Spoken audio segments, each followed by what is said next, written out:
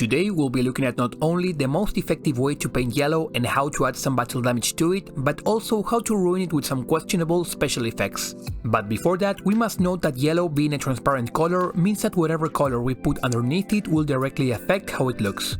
So while I chose a brown undertone to cover up my recesses and shadow areas, it was important to establish a light base tone to build up the yellow from. Pale skin tone was the color of choice, and I applied it through the use of a makeup sponge, a tool which has picked up in popularity lately, and I can confirm that it is quite effective. A quick reminder to wet your sponge before picking up any paint in order to avoid it drying up after 2 or 3 dabs. Just drop it in your water cup and squish out any excess. There were a couple of new things learned from today's mistakes, which I'm sure some of you will find useful. Unlike my previous experiences with this tool, the pale skin tone was not only too big of a jump to make from the brown base, but the chalky nature of this paint and the lack of dilution in the paint itself resulted in a strong and granulated finish.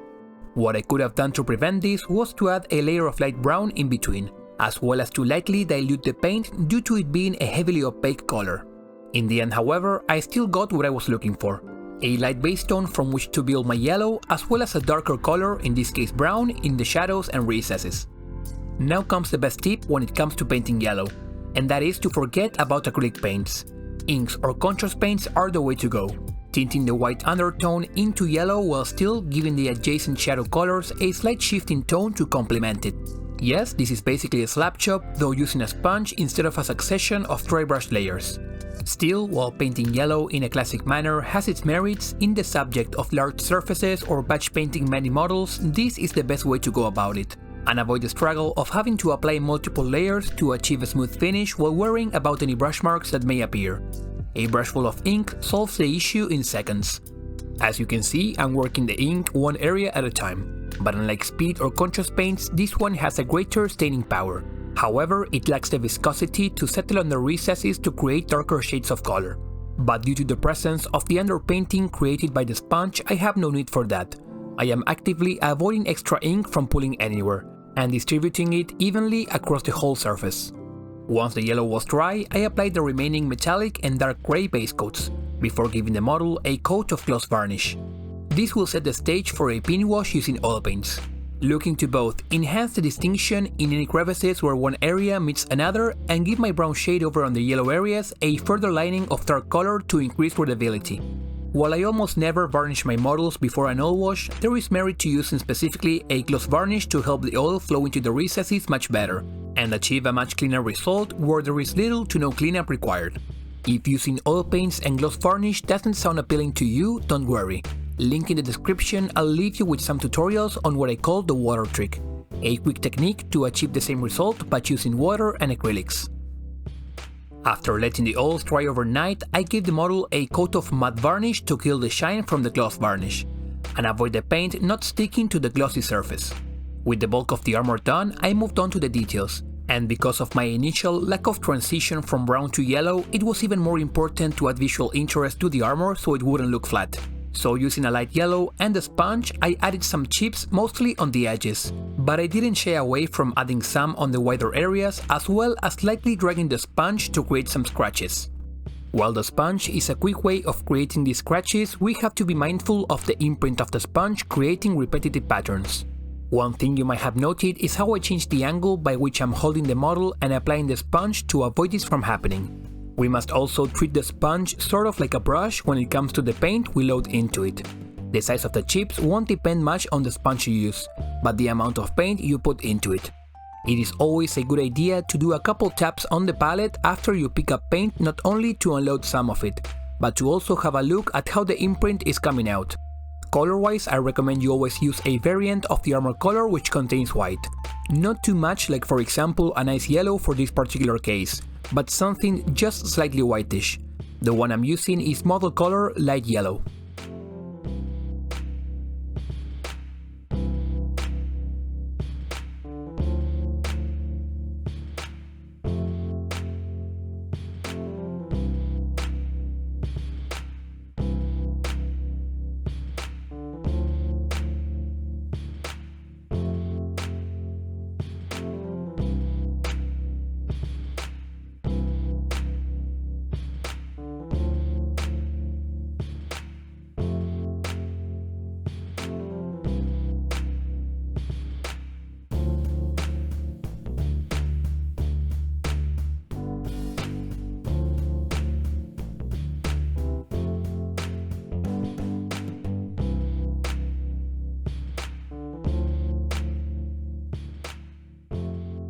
The chips were already a big improvement when setting a battle-torn theme, but got even better once I added deeper chips within some of the previous ones using a dark brown. This creates the illusion of a further layer of depth. Not only there are scratches and chips where all paint has been removed to reveal the new layer underneath, but over on the areas which received heavier or repeated damage, even that fresher layer of paint has lifted up to reveal the color underneath. A sponge can be used as well for this stage, but I prefer using a small brush to make sure these new chips appear only within the previous ones. Plus, we don't need to cover up all of the previous work, just focus on the biggest imprints the sponge left behind on each area. Here, less is more.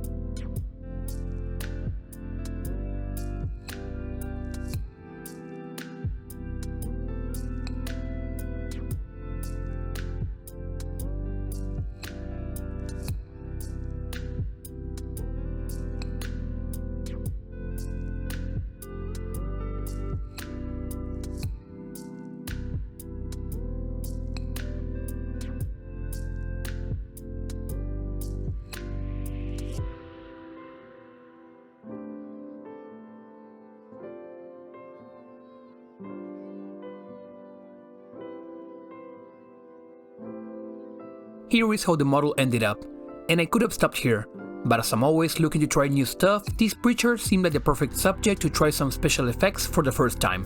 This included a muzzle flash, an explosion, and some dents on the shield. All of them got a base coat of white to prepare for the bright colors I put over them.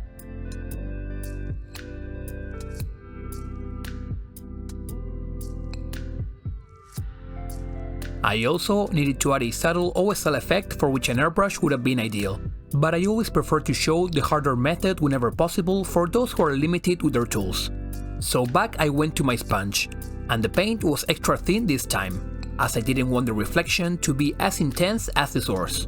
And in hindsight, just like with the dents, I should have created the halo of the explosion before gluing it to the shield.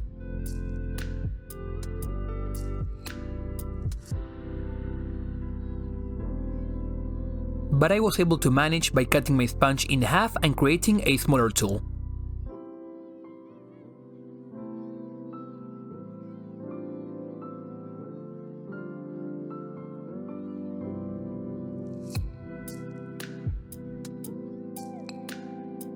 Color-wise, I used a combination of fluorescent yellow, with which I painted the brightest and hottest spots, fluorescent orange, which I dabbed with a sponge both around the sources of light to start creating the OSL effect, and around the ends of the muzzle flash and explosions.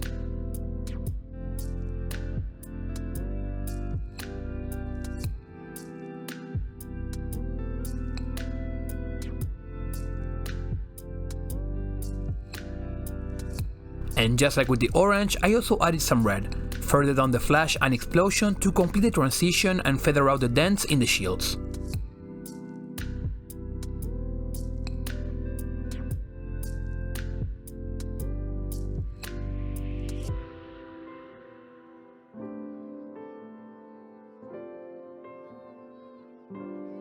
For a first time trying this out, I'm not displeased with how it came out, though to be honest, I preferred what I had before adding the effect. While it looks flashy, especially behind the dark background, when compared to the chips and scratches on the shield, I think it's subtracted from the overall look. But I did learn a couple things so that the next one may come out better. Let me know in the comments what you think about it, as well as what you'd like to see me try out next. For now, thank you for watching and I hope to see you in the next one.